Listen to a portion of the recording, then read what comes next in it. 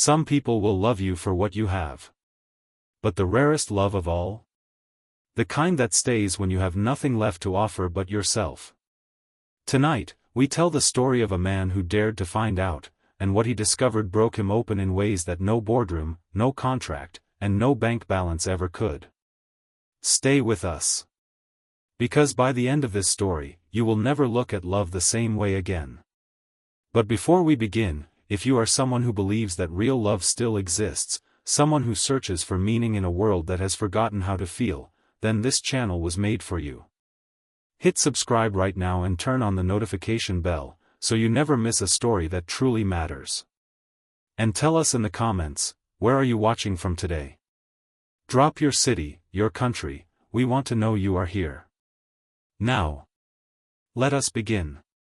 A man at the peak, and at the edge. Ethan Carter was the kind of man cities are built around. In his mid-30s, with steel-gray eyes that had seen failure up close and survived it, he stood at the top of everything he had ever wanted. His name lived in boardrooms and on contracts. His penthouse apartment overlooked the city like a throne, its floor-to-ceiling windows holding the glow of 1,000 lights that burned, in part, because of him. But tonight, Ethan is not looking at those lights with pride.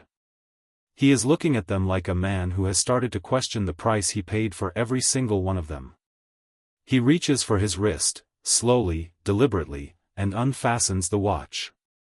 It is custom-made, heavier than most people expect, worth more than some families earn in a year. He turns it over once in his palm. Then places it into a drawer. And closes it. Ethan did not inherit his success. He built it, dollar by brutal dollar, through nights when failure sat closer than comfort, through risks that kept him awake long after everyone else had gone to sleep. He earned every room he now stands in. But wealth, he has come to understand, does not only buy comfort. It buys something more dangerous than that. It buys explanation. It buys protection. It buys forgiveness before the mistake is even made. And lately, Ethan has been wondering, quietly, achingly, how much of the life he is living is real. And how much is simply purchased. Across the room, his phone lights up. A message from his girlfriend, a woman he has been with for 2 years, a woman he has taken to the finest restaurants and the most beautiful corners of the world, a woman who has never once had to worry about anything while she was by his side. Are you sure about this weekend? He reads the words carefully. She loves weekends, the kind where reservations are made weeks in advance, where rooms are prepared before you arrive, where nothing as ordinary as a price tag ever interrupts the experience. He does not blame her for that. That was the life he gave her. But a question has been growing inside him for months, slow and quiet and impossible to silence. Would she still choose me if all of this was gone? That question is why he sold the car she loved riding in. Why he told his board he would be unavailable for a while. Why he signed a short-term lease on a small one-bedroom apartment miles away from everything that made his life impressive. This is not a game. This is not a test born from cruelty or distrust. It is something far more vulnerable than that. It is a man desperate to know if he is loved, or simply convenient. He types back, "Yes. I just want to keep things simple." The reply takes longer this time. Longer than it should. "Well, that will be an adjustment," she finally writes. Adjustment. The word settles in his chest like a stone. Ethan puts down the phone. He looks around the penthouse one last time, the art on the walls, the silence that only money can buy, the life that has never once asked him who he is without it. He grabs an old jacket from the hook by the door. Plain.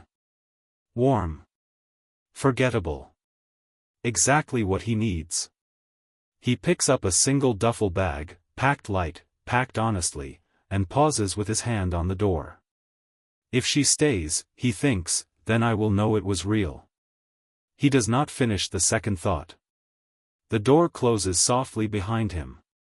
Ethan Carter, the millionaire, the architect of empires, the man the city knows, remains inside that apartment. The man who steps into the hallway carries nothing but a quiet, fragile hope that love, if it is real, will recognize him without the noise. And with that single step, the test begins. The new apartment is the kind of place the world forgets about on purpose. A narrow hallway. A kitchen with outdated appliances that take a moment to figure out.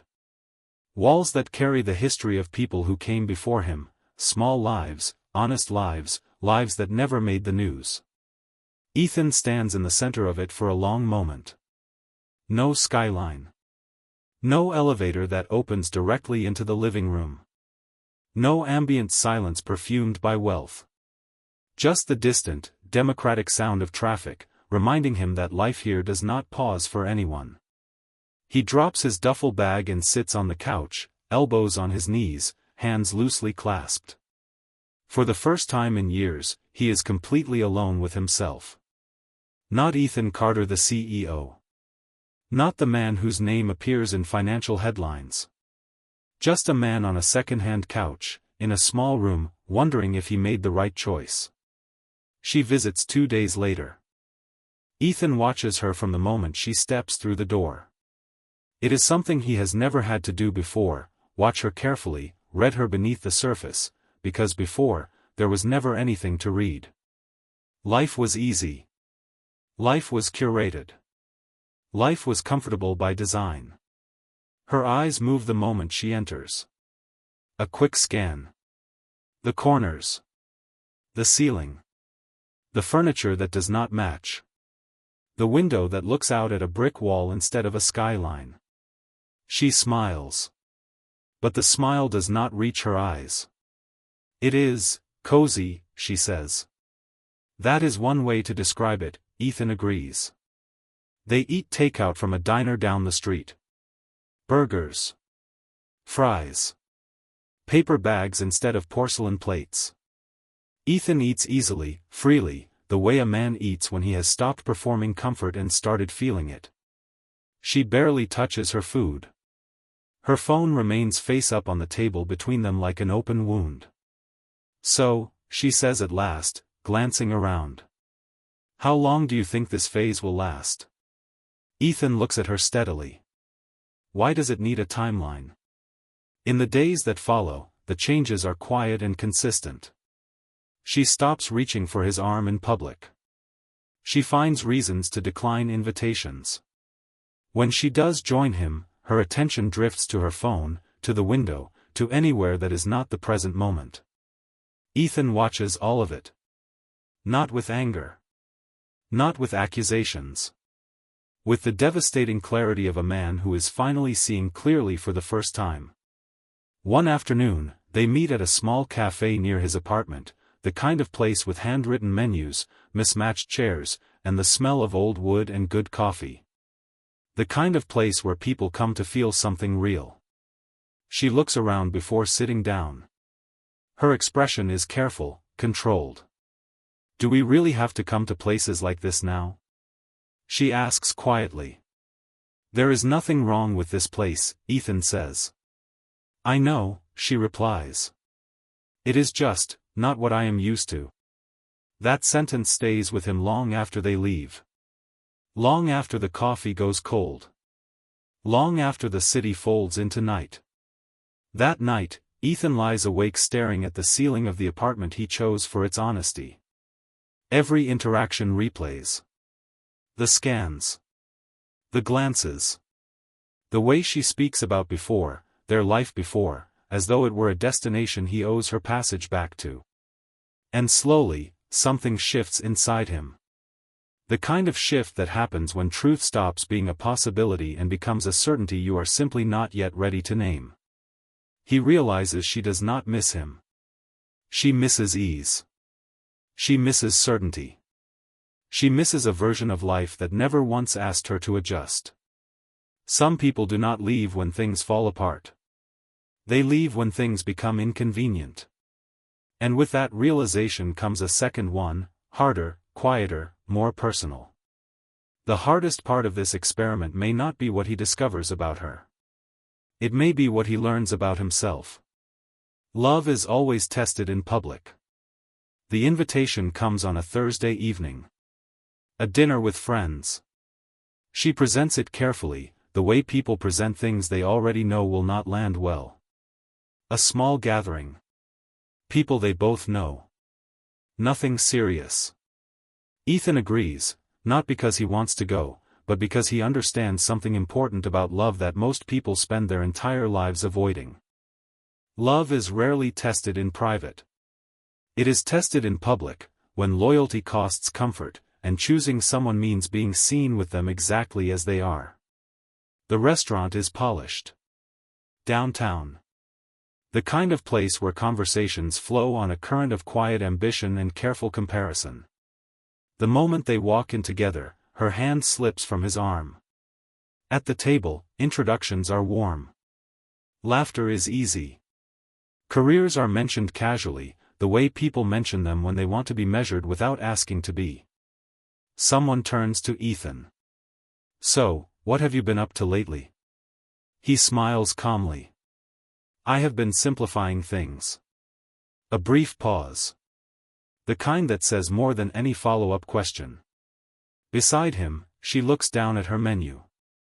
She orders a salad, quickly, quietly, without hesitation. Ethan notices because he knows her. He knows she loves pasta. This is not about appetite. This is about invisibility. She is trying not to take up space. Halfway through dinner, a friend scrolls through photos on her phone. A resort. Infinity pools. Champagne glasses catching afternoon light. "You would have loved it," the friend says. "We should all go next time." She smiles. Her eyes flick briefly toward Ethan. "We have just been keeping things low-key," she says. The friend raises an eyebrow. "Really? That is new." The bill arrives. Everyone reaches for their wallets. She leans close to Ethan and whispers. "Maybe we should split it. Just to be practical." Practical. Love becomes practical when belief begins to fade. On the walk home, the silence between them grows thick and heavy, the kind that has weight. She finally speaks. "You could have said something. That this is temporary. That you are just figuring things out." Ethan stops walking. He looks at her in the lamplight. "Is that what you need people to believe?" He asks gently. She exhales, frustrated. "I just do not like feeling exposed." Exposed. That word follows him all the way home. Some betrayals are not acts. They are directions. One afternoon, while she showers in his apartment, her phone lights up on the coffee table. A message appears on the screen. "Miss seeing you. Let me know when you are free again." The name is familiar. Ethan does not touch the phone. He does not read further. He does not need more proof. Some betrayals are not dramatic acts, they are quiet directions. A slow turning away that begins long before anyone admits it out loud. He sits back. The room is still.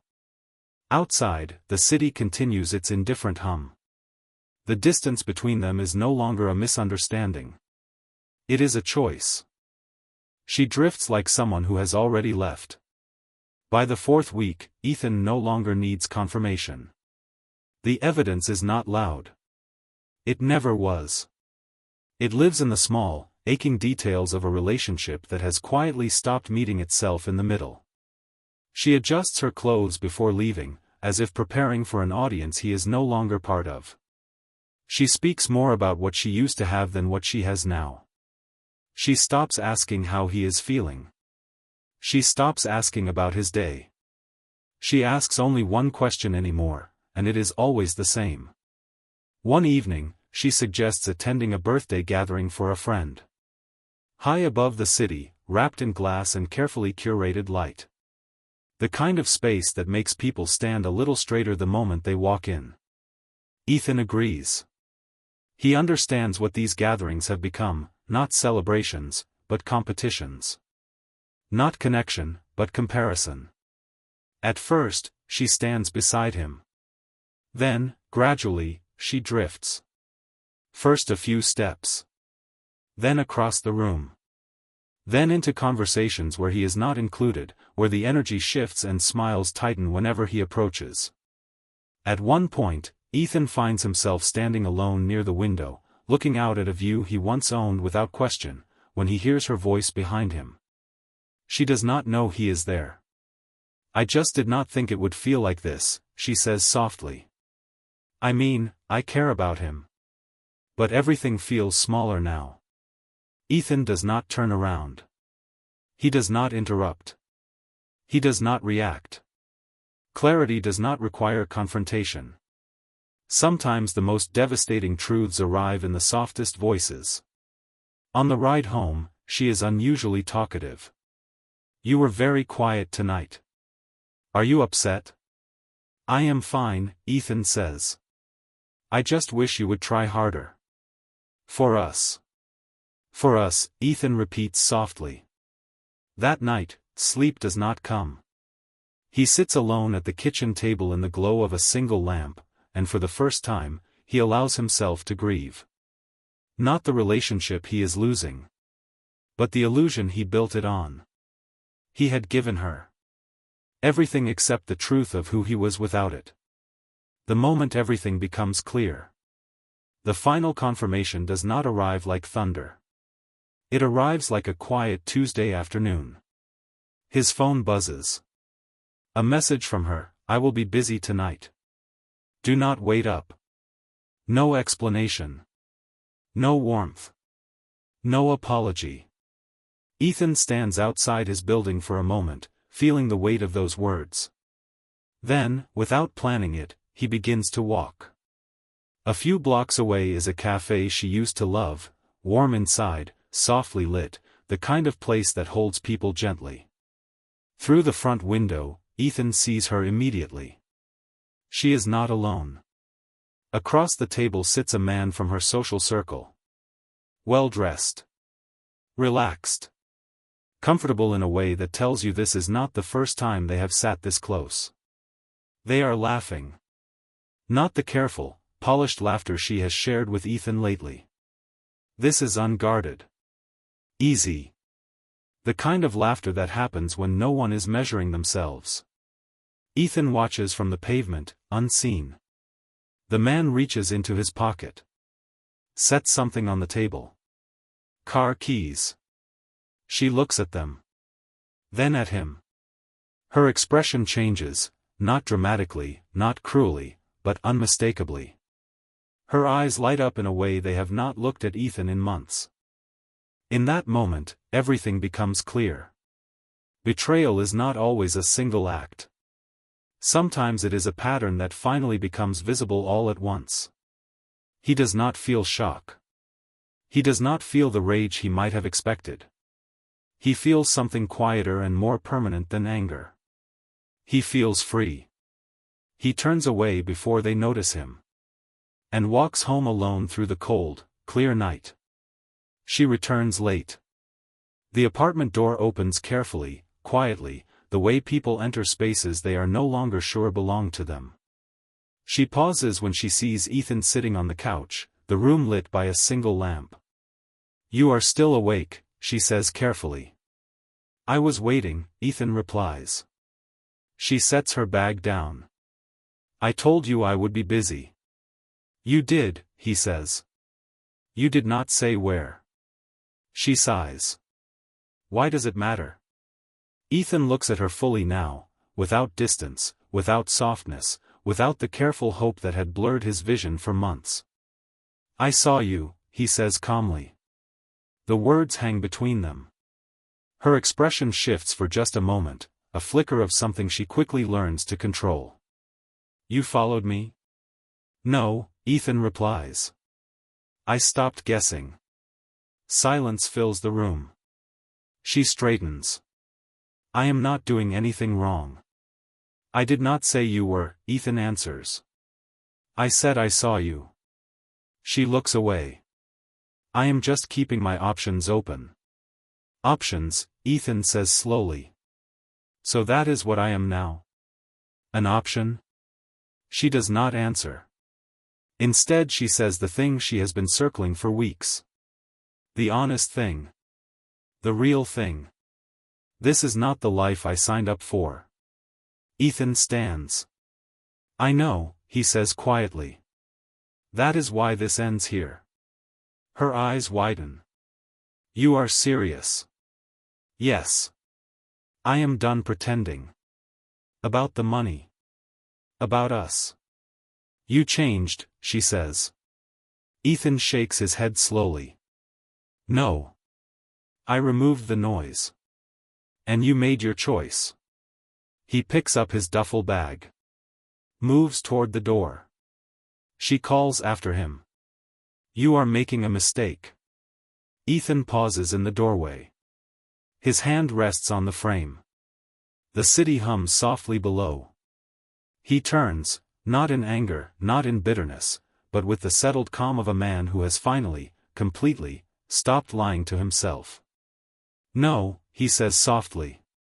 I just stopped making one. He steps into the hallway. The door closes behind him, not with a slam, not with drama. Softly. Finally. The way a chapter ends when you have read every word and understood every line. And in the silence that follows, Ethan Carter breathes. Stripped of the watch. Stripped of the penthouse. Stripped of the careful performance of success.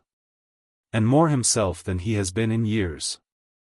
If this story reached you, if something in it felt familiar, or painful, or quietly true, then you are exactly the kind of person this channel exists for. We do not just tell stories here. We tell the stories that remind you of what really matters. The ones that stay with you after the screen goes dark. So if this story moved you, hit subscribe. Share it with someone who needs to hear it. Leave a comment below and tell us, what did Ethan's story make you feel? Because stories like this only reach the hearts they are meant for when you help carry them forward. Thank you for being here. Thank you for listening all the way to the end. We will see you in the next story. Life lessons from this story. Before you close this page, we leave you with these truths, drawn from the quiet heart of Ethan's journey. 1. Real love is not afraid of ordinary life. If someone only stays when things are comfortable, they were never truly staying, they were simply visiting.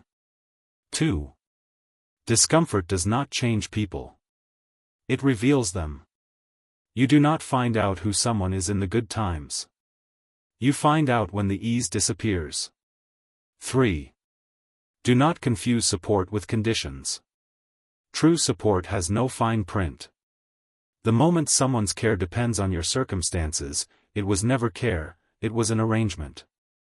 4. You cannot buy your way into being truly known. Status, wealth, and success can attract people, but they cannot make anyone love the person underneath. Only honesty can do that. 5. Walking away is not failure. Sometimes the greatest act of love, for yourself and for the other person, is to stop pretending, and to let what was not real go free. The right person will love you on a second-hand couch in a small apartment with nothing to offer but yourself. And that love will feel more like home than any penthouse ever could.